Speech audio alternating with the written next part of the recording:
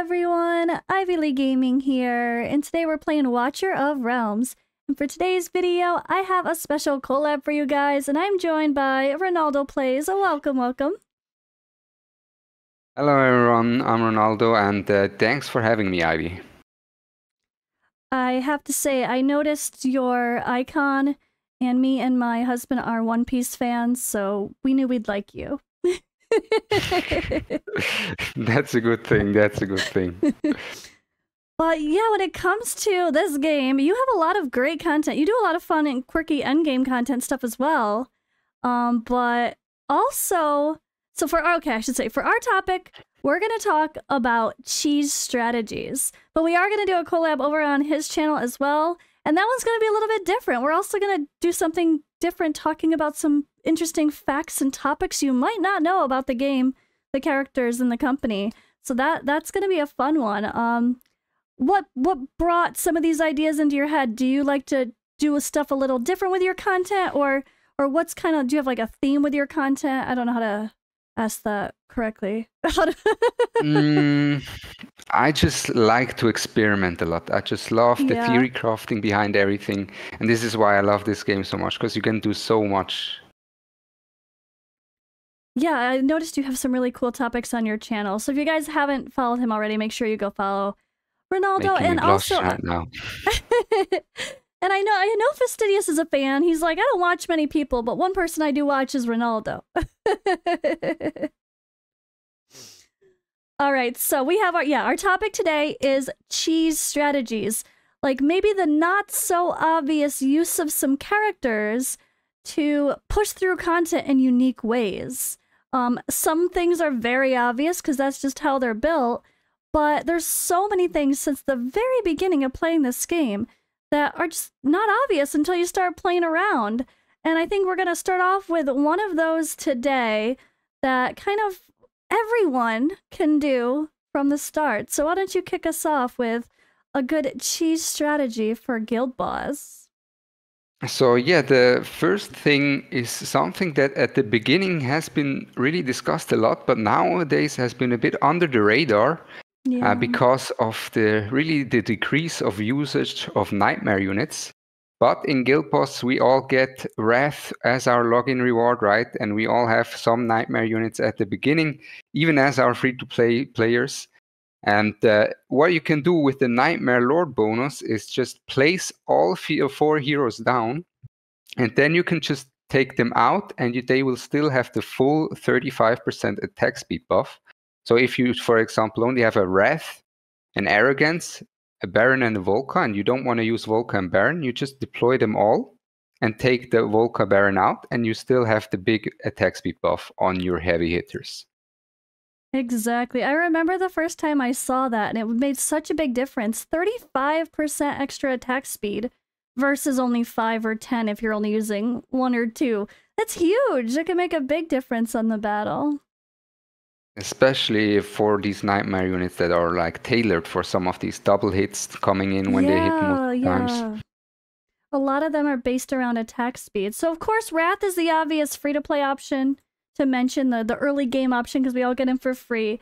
But that idea of if you're using a quirky nightmare comp or just a couple people, can go for any of the lords. Like, oh, I'm in the, that's because I'm in the wrong thing. I was like, I'm not in the faction. I thought I was in the faction. Boom, there we go. I was also looking for it. I was like, where am I?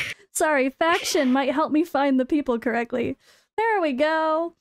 Torador, he can also, of course, be used in this way. Obviously, there's a lot more endgame ways to use him, but if you're just using a couple nightmare people, at least take advantage of the attack buffs. Attack speed buffs. Alright, I like it.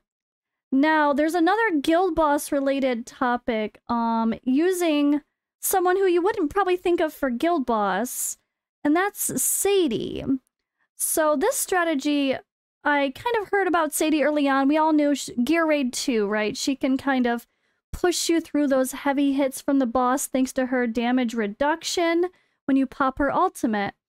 But someone gave me the idea early on in a YouTube comment that I didn't even think about it, of no matter what level you're on, any stage of Nightmare, let's say you get Sadie early, she's one of your first legendaries, you can use her to survive the spit, meaning the boss gets to that shield, you don't have enough damage to take it down, and you're like, oh crap, I'm gonna wipe.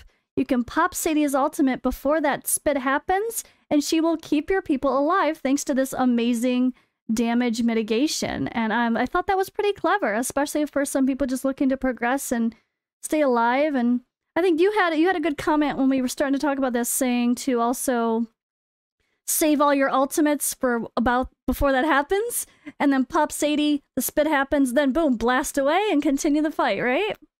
Yeah, this way you don't really need to waste any ults for the shield. It's actually a really good strat. I also didn't think about it before you told me about it, but it's a good way to just etch out some more damage, especially if you like try to get to this 20k blood of Nightmare 4 or so. Oh, that's true. It's like if you know 100% you can't take out the shield, don't waste any ultimates trying, just hold them all. Yeah, definitely. Really, really cool strategy. All right, who else we got on the topic of guild boss? What do you think? Another way to increase your guild boss damage, and yes guys, you will be hitting for 70, 90k plus on the guild boss after this video. No, of course not, but another unit that can help you a lot in the guild boss is Mari as well. She doesn't seem like it at the beginning because she hits like a wet noodle, but that's not her specialty, right? That's not her specialty. Her specialty is what Ivy just pulled up, her vulnerability increase, not just for physical, but also magical damage, making everyone else than Mari just hit a lot harder. Yeah, a lot of people wouldn't think to use her in Guild Boss because you also have to inflict slow for this to work. And you're like, oh, you can't slow the Guild Boss. No, you can't, but you can apply the debuff, and that's what allows that to work in the first place. So that's the clever, quirky part, is it's not so obvious. You wouldn't think about using her for the sake of vulnerability because of this. But even though it doesn't technically work, it at least triggers her rest of her passive. So this is more for the people that don't have a Pyros, that don't have a Twin Fiend. At least if you want to push through, or maybe you don't even have Volca yet, and you just want to try to pump out some extra damage, Mari can be your vulnerability. I really liked that idea early on. I mean, I was hearing people talk about that, but I never had to do it myself. But I totally get it. It makes sense. More damage for everybody. Even in mid-game, she's great, because in the mid-game you don't have that many DPS sets, and you really don't want to wait, like you can't really use 5 DPS, strong DPS, or 4 strong DPS. So having someone who supports these DPS, and even could go for an Invig set, like helps a lot as well. Oh, true. Invig set. That's a good point too. Yeah. Definitely could put her in that and help boost someone else. Because, yeah, she's not going to be your main damage dealer. She's just going to be the one supporting the team. All right, speaking of someone who's not a damage dealer, but supports the team, we have to go to... Oh, gosh, let's see. Let's go down here. We've got to talk about probably the ultimate cheese strategy girl herself. I feel like she's got to be the ultimate one. The Laurel cheese strat. This has been something I saw thumbnails on when I first started playing, but I kind of ignored them at first. I'm like, that sounds too complicated. I don't want to mess with that. I only recently started doing the Laurel cheese strat with Guild Boss, and now I'm finally doing it in other content. But it's just her talent. Her talent. Oh, yeah, upon death. It's so upon death. It says that's right. It's just the talent. Provides surrounding allies with a restoration of 50% of their rage cap upon death. But this also works when you recall her, which you wouldn't necessarily think of and notice if you just read the kit, right? So I feel like a lot of people wouldn't even think of trying that to boost the rage and get to your ultimates quicker of everyone else. Because it says upon death. So you're like, oh, we have to let her die. But you don't actually have to let her die. You can just recall her. It's a common theme that these descriptions sometimes can be a bit misleading. Yeah. But also on that point, real quick, what I did wrong actually when I first started using her is once you pop an ultimate, you can already get her out of the field. And then when the ultimate is over, your unit will have already 50% of your rage ready. So you don't have to wait until the ult is over. You can just get her out. That's a good point. All right. Yeah, she's my favorite. She's my favorite for sure. I use her everywhere. I've only recently discovered the wonders of Laurel. It's kind of sad. But now my guild boss, like if my older collab with not older, it wasn't that long ago. My collab with Educated Potato, where we kind of took over my guild boss and planned out timings. We used the Laurel strategy, and that was my first time being like, okay, I'm finally gonna use this girl that everyone says is amazing, and she can literally be used everywhere, right? Like, where do you think you use her the most? What, like, certain gear raids? Do you use her in all of them, or what? I mean, I used her in all of the stage 21 gear raids. In all of them. All the 21s. Yeah. Okay, interesting. All right, maybe I got to get her back in there. I was trying to do some stuff without her for pushing my 20s and 21s, but maybe I got to get her back in there. All right, speaking of gear raids, what else we got? Then, yeah, like we said, Laurel can also be used for Gear Raid 3, but there's also some other sneaky units that can be used for Gear Raid 3, and that are Oleg and also Liam. So Oleg, basically, and Liam, they work together. You need an Oleg or a Constance there. And basically, what you want to do is just place your Oleg to tank the spawns from the boss that come and explode, and they all focus Oleg. Oleg doesn't care. And your Liam, once they attacked Oleg, will just shoot the poison at the boss. And he's a great way, like, to take care of the units that come in as well, if you don't have that many damage dealers, just to get some extra damage on the boss as well. Now, is there a reason Liam over Cuke or Cutter or anyone like that? Yes, because he is the only piercer, and he can get in range. The others can't get in range. You're right. The darn piercer. No, most of these rares and commons or advanced don't have factions. They're just kind of on their own. They are, but he is in there. Interesting. So I never even thought to try that. So do you have a video on that or anything? Do you have anything showing that? I can send you something. I don't have a video, but I can send you something. I just meant so we could make sure we put it in the comments for people to see. Maybe you should make one, because that's pretty clever. Yeah, it is. Not many people would think to use Liam in an endgame. So is that something you've used even in like 21? Like crazy end stuff? I haven't, because I have Silas. Oh, well, yeah. There's that. But he can be used for 21 as well. That's crazy. Just taking advantage of poison damage. And that's kind of the next one, actually. The idea of poisons. So Liam here. Also, Cuke, Cutter, Screef, all of them. They all can be used in a lot of poison-type cheese strategies. And I think one of the best examples was early on for me, number 1, Guild Boss.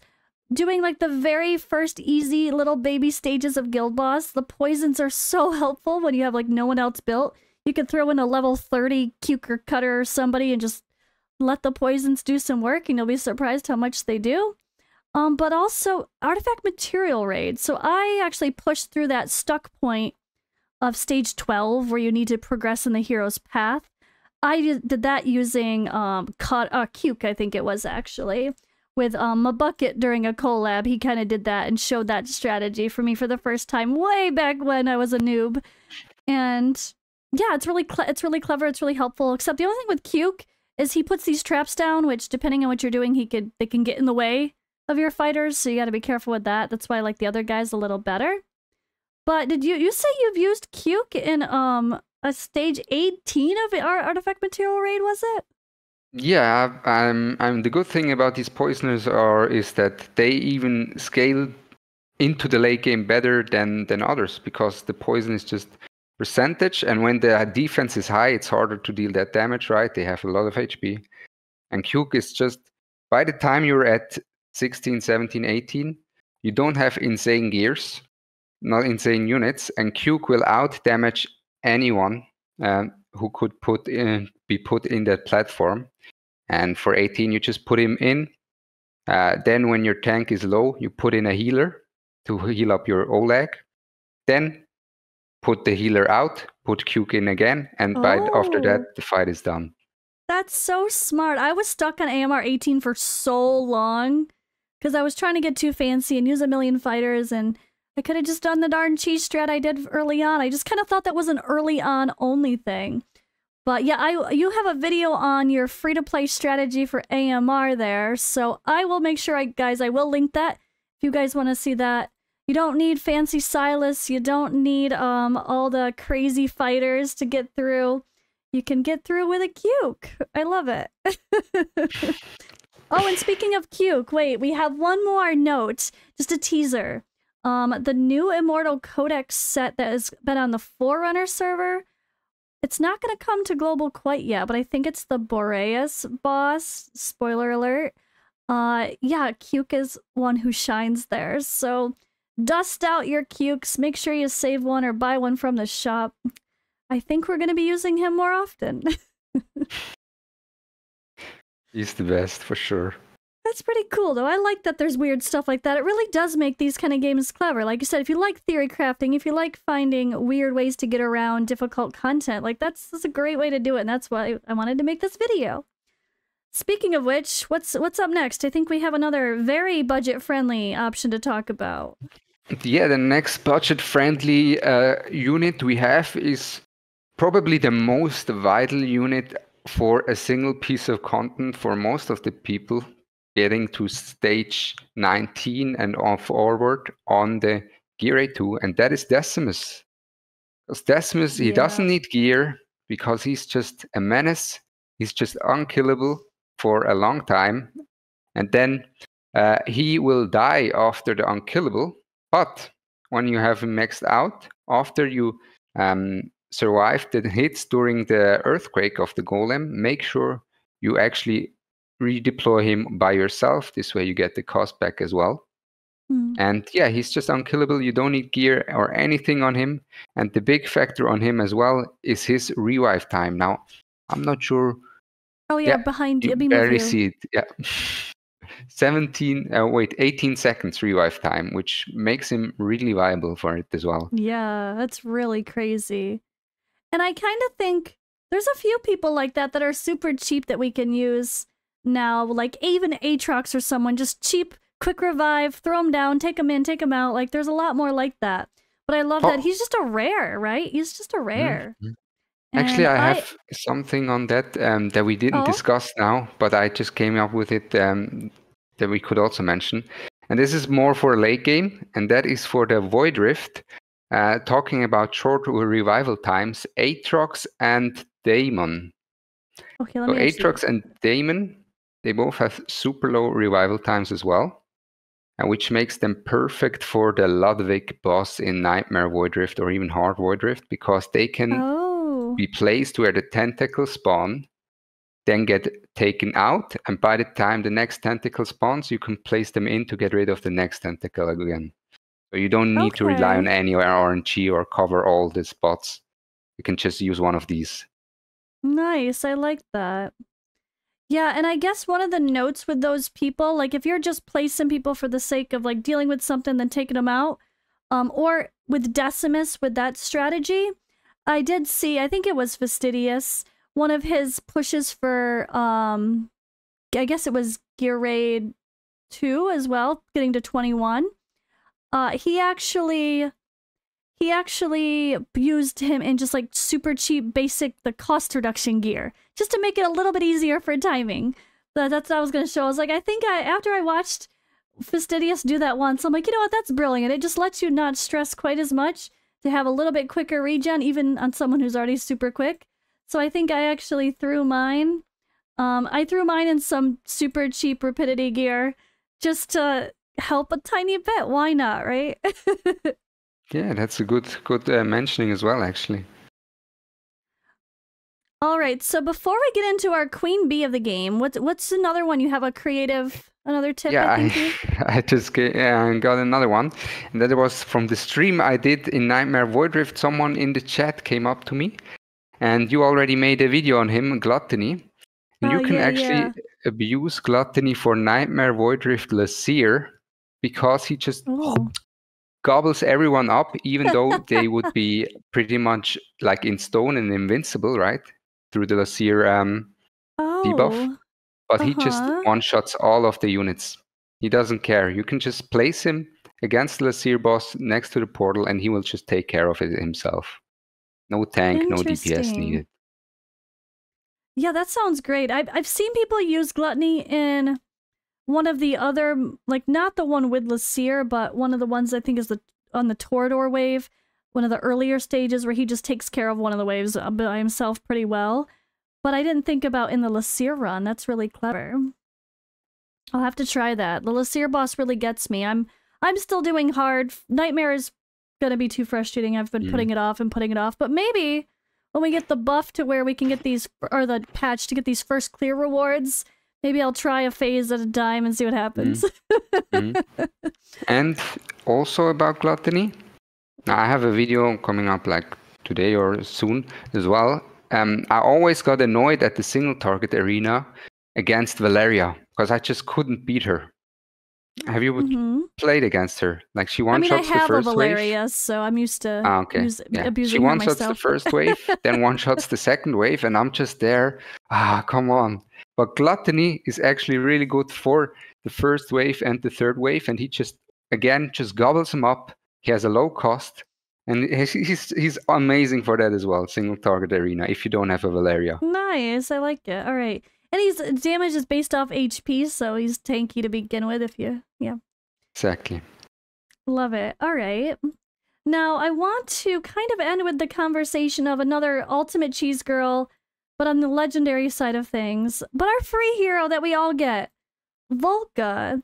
I mean, for her, it's a little less of a cheese. It's a little more obvious because it's how her kit works. When you get her Awaken 1, she reduces allies' revival time minus 25%. And, of course, come back here, Volca. She also allows people to heal themselves. So this really opens up a lot of ways to use Volca creatively to help keep your team alive where you might not survive otherwise. Like Gear Raid 2, if you're going to use that Decimus type, or like Aatrox and all those cheap people kind of strat to plot people in and pull them out before the boss does the smash because you can't survive all those hits, you kind of need Volca for that revival time, right? I can't imagine doing it without her. Yeah, I mean, you can, but it's just by far the best strategy with Volca. She just makes it infinitely easier. And then there's Immortal Codex. She's now a star for the sake of allowing everyone to heal without needing a healer. Because they kind of deceived you when they first came out and they gave us notes. I actually read through and I tried to do what the game said I should do. And they're like, you need a defender. You need a ground-based healer. I'm like, so I put in Mariel. I put in Constance. Like, I didn't even need them. I just needed Volca. Her little, just helping people stay alive was enough. And she also can apply like the damage reduction, she can do the vulnerability, she can do a little bit of everything to help the battles, so really love using her. And you said you used her in some pretty hard endgame content, right? Yes, I think Volca is by far the most underrated unit in the game. Probably because she is free to play, like everyone gets her. So she's like, yeah, I have her, nothing special. But she is, for endgame, one of the best units in the game. Once you have to start theory crafting and min-max everything, you can use her in like guild boss together with the Laurel. She works fantastic with Laurel strats. So therefore you can use her there in Gear Raid 1 as well if you use Laurel. In Gear Raid 2, of course. Even in Gear Raid 3, if you use a Hotsuit, she will help your Hotsuit to be back up in time to redeploy her stealth from Hotsuit. So even there she's going to be amazing. And what I was going to mention is the Nightmare Void Rift Selene boss. You can actually use Volca instead of a healer. And not because of her heal, but because of the revival time. This way you can just pop in a tank that is invulnerable, let's say Baron or Broke here. You get rid of the wave, your tank will be one-shot, you take him out. By the time the next wave comes in, he's already back to be deployed thanks to Volca. Your Silas and everyone will also be faster there to be redeployed, and because they first have to take care of the Selene boss. So for that, she's amazing as well. She's just great. I'm definitely going to have to try that. The Selene boss destroys me. Even in hard, I was hating it so much. I was really hating it. It took me forever to beat it. So if I struggle again, I'm gonna have to remember some of these other strats because she's not fun. Okay, all right. I like it though. Yeah, Volka's kind of she's our substitute lifesteal, allow people to heal kind of hero compared to other games. But yeah, this revival time is just clutch. Really glad that they actually give some solid heroes for free. I feel like the free heroes always get shit on in other games, and maybe people have that mentality when they come in here, like, Abomination is now top tier for the Immortal Codex. Volka becomes very endgame viable. Mari can be used in everything in surprising ways, even just her crowd control sake.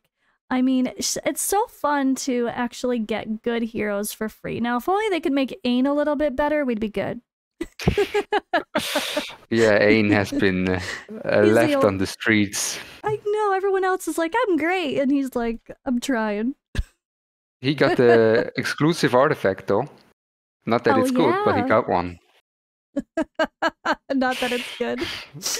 Oh, poor Ain. All right. Well, I think that wraps up the list. That's a pretty good list of cheese strats, right? Is there anything else you can think of? No, I think, Cuke also for the Selim boss, of course. Okay. That I could mention, but I think we did a great job. We covered like early, mid, and even late game. We came up with some stuff as well. So yeah, I think I've got everything from my side. Yeah, I covered a lot there. I hope this helps some people try some quirky strategies. Sometimes it's not as obvious as you may think, or sometimes it's just as simple of breaking out one of these blue or green folks that you probably think are instant food and just using them for something not so obvious. So, love it. I love the variety this game gives us. Hopefully we'll get some more quirky heroes in the future. I really like some of these interesting, quirky characters like Aatrox, or I don't know, he's just different. People that are a little bit different. I like that. Hopefully they bring us some more. But thank you for joining me, Ronaldo. I really enjoyed your insight. I think I'm going to rewatch this video myself to relearn what you said. Yeah, thanks for having me. It was a pleasure. Really, thank you. And have a great day. All right, guys, thank you for watching. Make sure you go sub to him and check out his content if you haven't already. Plus, again, we will have a collab over on his channel as well. So we'll see you in the next video. Bye.